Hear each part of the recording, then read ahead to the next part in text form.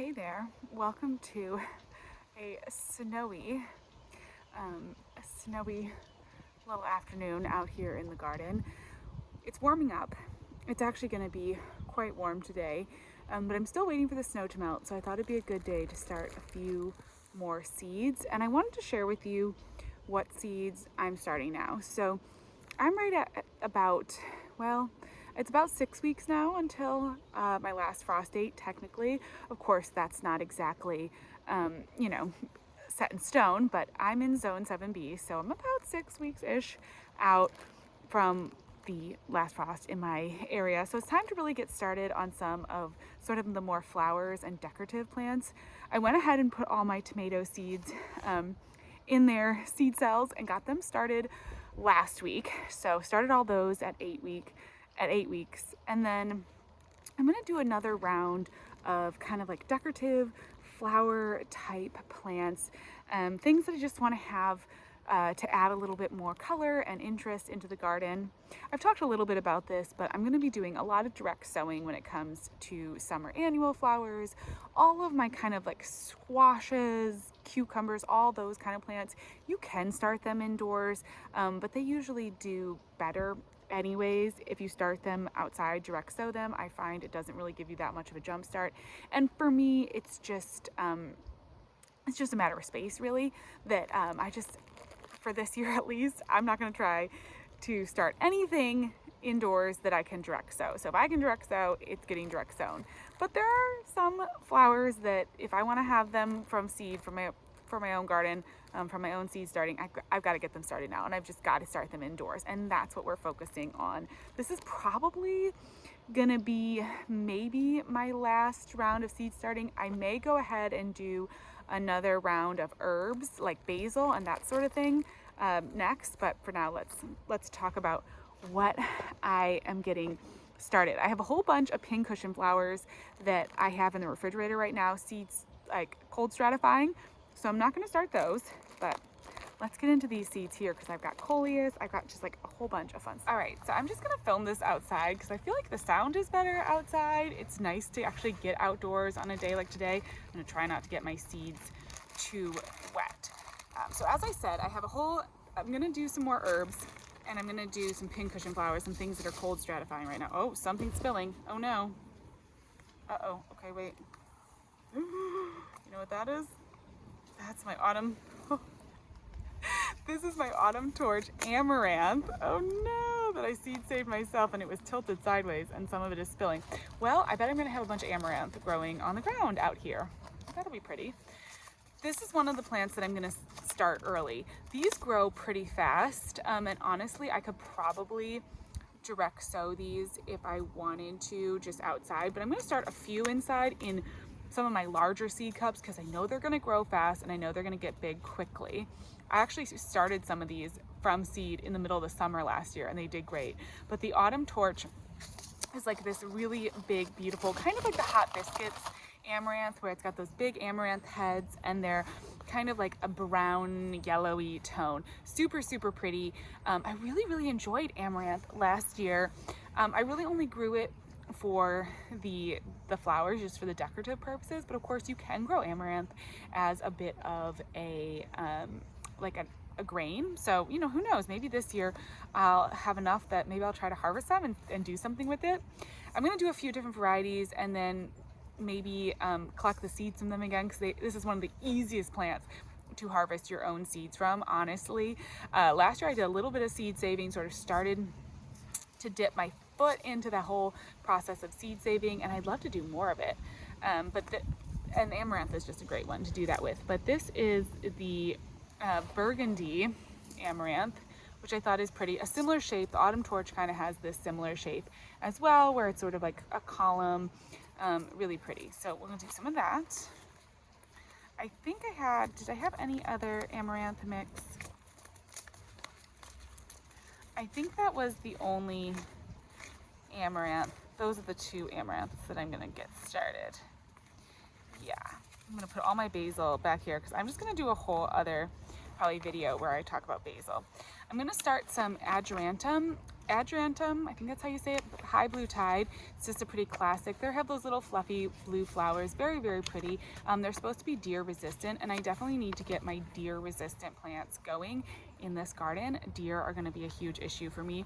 So, I'm gonna go ahead and start, this is my black knight pincushion. I'm gonna do that later. Gonna definitely have to start anything that's kind of deer resistant. I'm also gonna start a bunch of Coleus. So these sunset Coleus are super pretty. They're really great for containers. So I'm gonna start some of these. Coleus take a little while to get going and they start off pretty small. So they're definitely a good one to get started around this time. But they're super easy to start from seed. And Coleus are a pretty expensive plant. If you go to a garden center and you wanna buy Coleus, it's a pretty expensive plant. So actually starting from seed is really helpful. And there's a bunch of different varieties now that you can get. I also have some of these Pineapple Surprise, which I don't even remember what these look like. So it's gonna be fun to see what that looks like. And then I'm going to start a few. I have some more of the sunset right here. I'm gonna start a bunch of those. And then I also have this Floria Velvet, which is like this really pretty kind of like reddish brown, really, really pretty. So I'm going to start some of that as well. I like to mix the Coleus in and around like some of my perennial plantings and with my other flowers because it just adds so much texture and visual interest that it's really, really nice. And it just is like such a fun thing to have in the garden. And they're really just a simple, easy plant, and you can propagate them too. So once you get your Coleus growing, if you cut off a stalk and stick it in water, bring it inside, it's not only a nice like plant in a container, but it'll propagate and start sprouting seeds, and then start sprouting roots, and then you'll have more plants. So you can just multiply your Coleus once you get going. I may try to bring some of it in as a little bit of a house plant. I've heard some people do that, and I thought that would be kind of fun. I'm also going to grow some Angelonia. So this is kind of your typical Angelonia, this Serena mix. Angelonia is another one that is supposed to be deer resistant, and I'm trying to build up like a border pollinator garden area around my main garden, and I want to have all of the deer resistant things. So starting some Angelonia from seed is going to be good. And this is another one that it's just really like a good like bang for your buck because Angelonia is kind of expensive at the garden center, and this way I can just get like, you know, I don't know, 8 plants or whatever, and the seed packet comes with so many seeds that it just makes it really nice and cost effective. I'm also going to start some straw flowers, which I may go ahead and direct sow some of these as well and kind of have like a succession sowing of straw flowers, but I got a whole bunch of them. I have this really pretty white, silvery white straw flower, king size. It would be a nice big kind of daisy-like looking one. I'm going to start some of the king size red, and then I have the king size golden.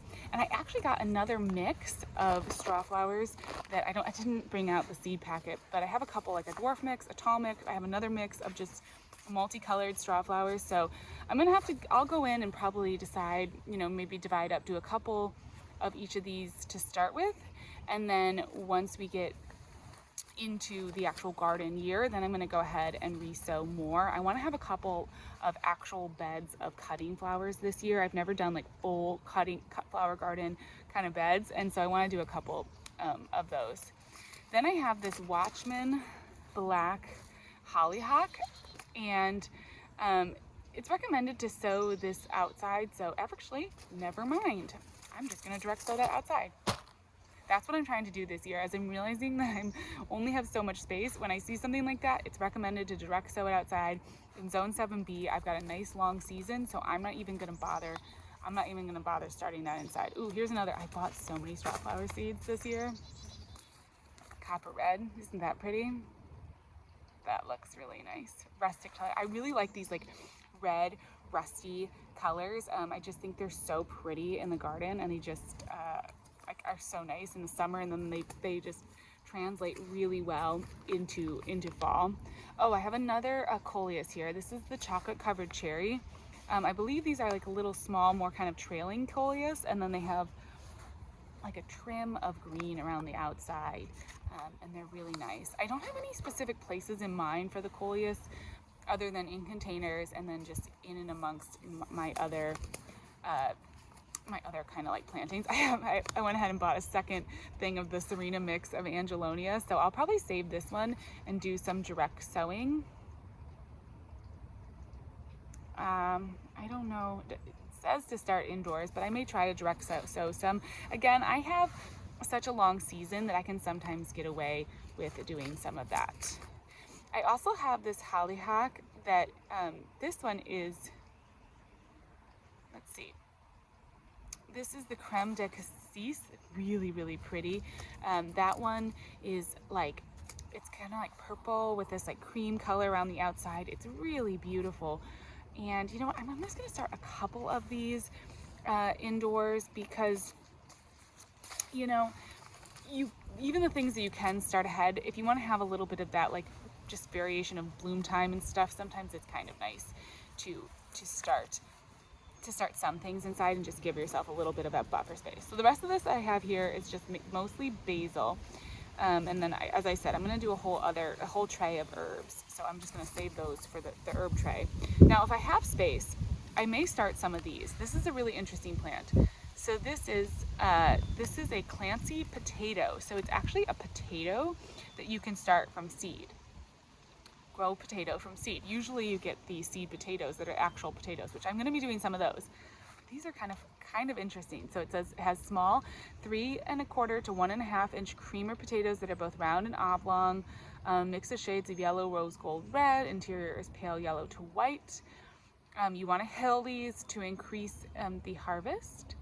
And it is recommended to start indoors and not recommended to start outside. So if I want to grow these, I really do have to start them indoors. So you know what? If I have space, this is going to go into like if I have space section. Okay, I'm probably going to do my seeds starting inside because I've got all of that stuff indoors all set up. So I'm going to take these in. And I've just been following the directions on the seed packet, just sewing into my little cups that I've got set up, making sure that I label everything. Really a pretty simple process. I haven't been doing anything, you know, particularly special as far as that goes, although I did order more grow lights, and I'm gonna have to figure, I might go to the store today and grab a little saran wrap or something, which I don't usually like to use in the kitchen, but at least to cover my seeds as a bit of a humidity dome, because I went ahead and I got those peat pots to start in this year, and I wish I hadn't. They're drying out so quickly. Usually I just start in paper cups, which I love, works so well for me, and I don't have half the issues of drying out, the soil drying out. And now I remember I've done this once before and I had the same issue, so I'm kind of bummed about that, but I've just been watering them a ton. I'm making the best of it. So I'm going to take these inside probably later this afternoon, get them all planted up, and I'll show you how it looks in the end once you get the grow lights on them. And then hopefully, I mean, I can't believe we're really at almost 6 weeks until last frost. That means, I mean, right now there's like snow. I'm sitting in the snow, but in 6 weeks, it's going to be basically spring, and I am so excited about that. I am starting these Coleus seeds. Oh my gosh, they are so small. It's such a challenge. These from Pinetree seeds were actually pelleted, which made a huge difference, because otherwise it's so hard. Oh my gosh, to even like try. Let's see. Look at these. These are pelleted as well. Put them in front of the camera. I don't know if you can see. They're tiny. Just tiny. Let's see how many I've got in here. 5. Perfect. Okay, so now I gotta try to get 1 in each seed cell. It's really hard to do. I think maybe you could use like I think some people use like a wet like toothpick or something. It's pretty crazy.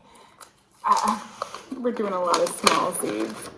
This one is, oh, these are tiny too. These are some of the Agerantum, the high blue tide. I was only gonna do 1 row of these, but since these are tiny and pelleted like this, I might go ahead and just do 2 rows, and then that'll be 10 of the agerantum because I have 10 seeds. Might as well just use them up. And they're so little. So I'm doing that. And then I'm going to do, I ended up I'm just going to do this seed tray tonight. So I did the Coleus that I wanted to start. And then I'm going to do that blue-tide agerantum. And I'm going to do some Angelonias, which these are going to be tiny too. I was thinking about maybe doing some hollyhock, but I don't even think I'm going to bother with the hollyhock tonight. Oh my gosh, these are pelleted too, so this will be perfect. We'll just do these Angelonia. The pelleted seeds are so nice because when you're dealing with these small seeds, it's so easy. Oh no, I put 2 in there. I meant to put 1. Let's see if I can get it. It's so easy to overseed. And let's see if I can get one out of here. I don't even know how to move it over. It's so easy to overseed. So the nice thing about when you have a pelleted is you can actually, I feel like, really seed them and control them, and then you don't have to come back in and thin any of the seeds out, which is like really nice, because I don't know if you're like me, it's hard. I have a hard time then coming in and like thinning out the seeds. I did lay out all the seed packets in the order that I wanted, that I was going to sow them, and I just took a picture of that, so that's how I'm going to be able to tell which variety is which. I'm not going to do that. I was like thinking maybe I do the hollyhock in here, but this is going to be like the tray of all little seeds. So I'm not going to cover any of these. All of these are like surface sown seeds. I will mist them. And then I did find the humidity domes for the seed tray. So I'm going to mist it in. I have water in the base of this actually. And so the potting mix that I have in here is actually already pre-hydrated. It's pretty wet. And so it should be good for the seeds, but I'm just gonna do like a final little mist over, put the humidity dome on, and it should be all set. That's fun. I think it is nice, like starting, if you're gonna do one of these trays like this, that's all connected. It's not always my favorite. Sometimes it can be kind of hard because if any of the seeds grow at different speeds, then you're kind of like stuck, up potting some, not up potting others. But these are all pretty small seeds, so I'm hoping they're all just going to grow on the same rate. And then in 6 weeks or so, they'll be ready to go outside. That's the goal. Okay, let's go water them in. I think a mister, there's barely any water left in this one. I think a mister is kind of a essential. I gotta put more water in here. Well, I'll come back in the morning and give it a proper mist because I'm out of water. But then I'm just gonna put the humidity dome on this one, because especially when you surface sow seeds like this, you really don't want them to dry out when they're in this really critical phase. So now I have a few, I have a few cells left in this tray that I can do some of my herbs in. I'm hating these cups. Look, they're like molding. I don't like this. This is not making me happy. As I have a few cups in here that I can do maybe some hollyhocks in there or in those over here. And then I also have this tray, but these are such small seed cells that I only like to use this tray for, like, if I'm gonna do a row of lettuces maybe that I'm gonna go plant like right out as soon as they're ready to go. I might do some lettuce and stuff and start ahead, or maybe some of the herbs that are a bit more cold tolerant that I'll be able to plant out quickly. But these are such small soil reservoirs in here that, like, as soon as the plant is needs to go out, like it needs to be up potted, it needs to get out of here, there's really no wiggle room with this size seed cell. So this tray isn't my favorite unless I'm just doing some plugs that I'm gonna like take right out to the garden really quick. But yeah, so anyways, that's gonna go up there. That'll be perfect for those size. We'll do a few more, the last kind of seed starting, and then that's all I'm doing. Once everything goes back, I was watering, so it's all out, but once everything goes back on here, then that's gonna be when I'm starting inside, and we're just gonna do the rest from the garden center. Absolutely no shame in just grabbing plants from the garden center if that's what works for you. I am bound and determined. I am going to make these seedlings because I messed up my seedlings so badly last year. I am determined that these are going to do well. I'm actually really excited about all that Coleus. I may go ahead and start. I have a few seeds left in some of those packets. And so I may do another round of Coleus starting either direct sown, or once I clear these out and plant these out like early April, just like jump right into another round of Coleus. I think that might be a good option. So that's where I'm at.